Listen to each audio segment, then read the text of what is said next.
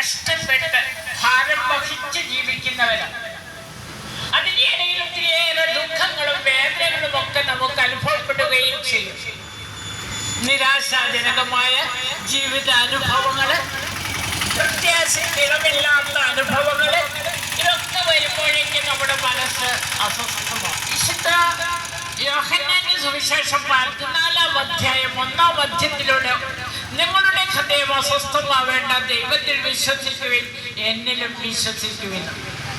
ഈ അസ്വസ്ഥതയെല്ലാം പേറിക്കൊണ്ട്, ഈ ഭാരമെല്ലാം പേറിക്കൊണ്ട് നിങ്ങളിങ്ങനെ നടക്കേണ്ട ആവശ്യമില്ല. പ്രത്യുത എന്നിൽ വിശ്വസിക്കുവിൻ, ദൈവത്തിലും വിശ്വസിക്കുവിൻ.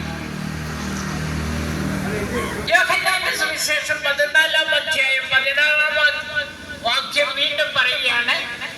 യേശു നമ്മോട് പറയുന്നു, വിശ്വാസപ്രദനെ അയക്കുകയും ചെയ്യും. നോക്കൂ, എത്ര വ്യക്തമായിട്ടാണ് യേശു ക്രിസ്തു നമ്മളോട് പറയുന്നത്.